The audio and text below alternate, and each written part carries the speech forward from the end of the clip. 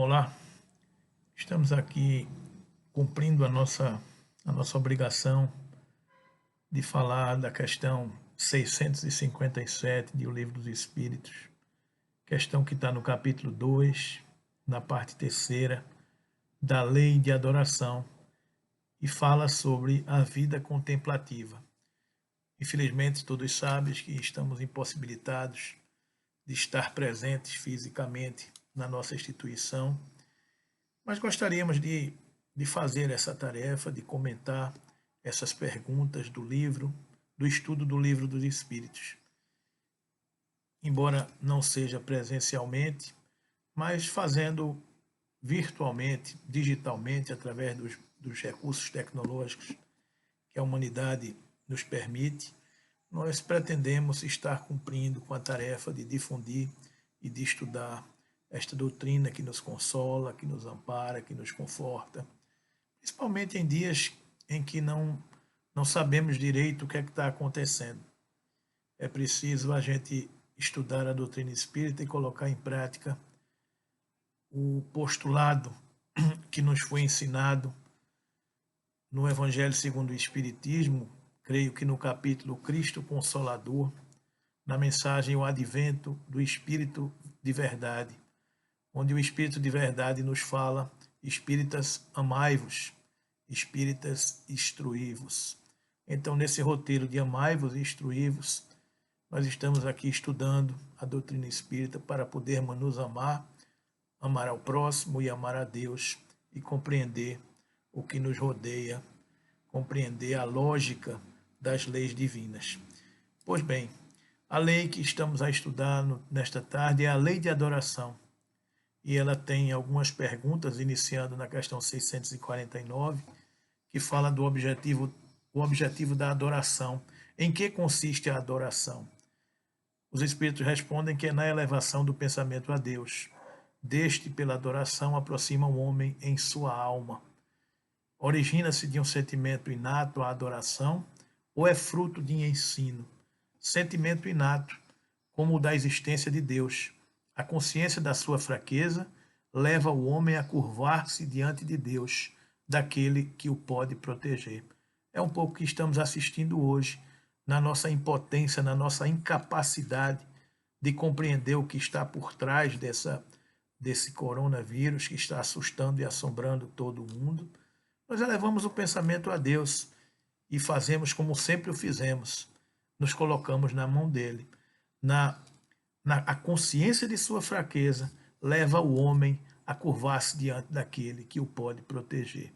Esse é o sentimento inato que todos nós carregamos, que está explicado na questão 650 do Livro dos Espíritos.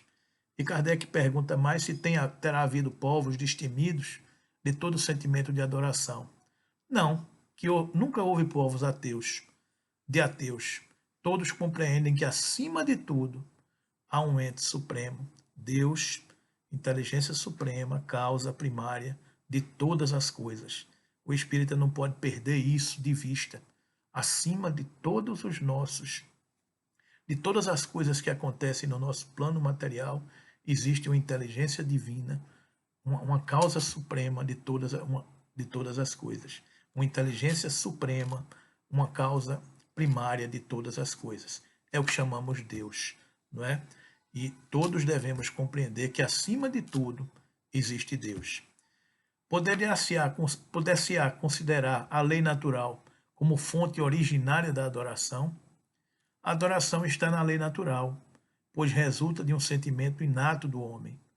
Por esta razão é que existe entre todos os povos, se bem que sob formas diferentes.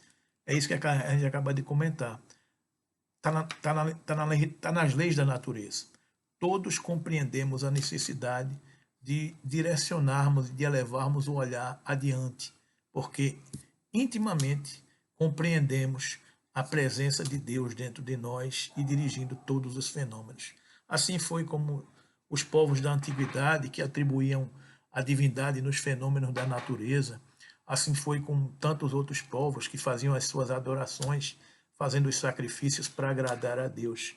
E a doutrina espírita vence esse conceito de um Deus antropomórfico, ao definir o que é Deus como a inteligência suprema, causa primária de todas as coisas. Nós não imaginamos mais Deus como um ser, como homem. Deus é algo muito maior que ainda foge à nossa capacidade de entendimento. Essa é um conceito que a doutrina espírita nos explica. E ele segue mais um capítulo falando de adoração exterior, quando ele pergunta se precisa de manifestações exteriores à adoração, e os espíritos respondem: a adoração verdadeira é a do coração. Em todas as vossas ações, lembrai-vos sempre de que o Senhor tem sobre vós o seu olhar. E ele segue adiante, e nós vamos entrar agora na questão 657, que fala da questão da vida contemplativa, onde Kardec pergunta: tem perante Deus algum mérito os que se consagram à vida contemplativa, uma vez que nenhum mal fazem e só em Deus pensam? Resposta: não, porquanto se é certo que não fazem o mal, também o é que não fazem o bem, e são inúteis. Demais, não fazer o bem já é um mal. Deus quer que o homem pense nele, mas não quer que só nele pense, pois que lhe impôs deveres a cumprir na terra. Quem passa todo o tempo na meditação e na contemplação, nada faz de meritório aos olhos de Deus, porque vive uma vida toda pessoal e inútil à humanidade, e Deus lhe pedirá contas do bem que não houver feito. Essa é uma reflexão que a gente tem que pensar, porque em muitos momentos a gente se isola, a gente passa a ter uma reflexão, e isso é natural para a gente fortalecer o nosso espírito, para a gente encontrar o prumo dos nossos pensamentos, nos fortalecermos e vivermos na sociedade, que é para isso que fomos chamados.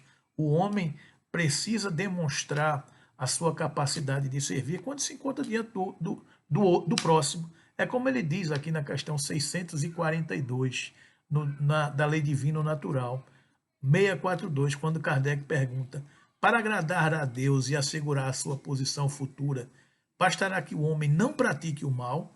Não, cumpre-lhe fazer o bem no limite de suas forças, porquanto responderá por todo o mal que haja resultado de não haver praticado o bem.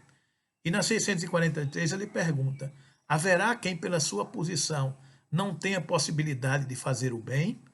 Não, não há quem não possa fazer o bem.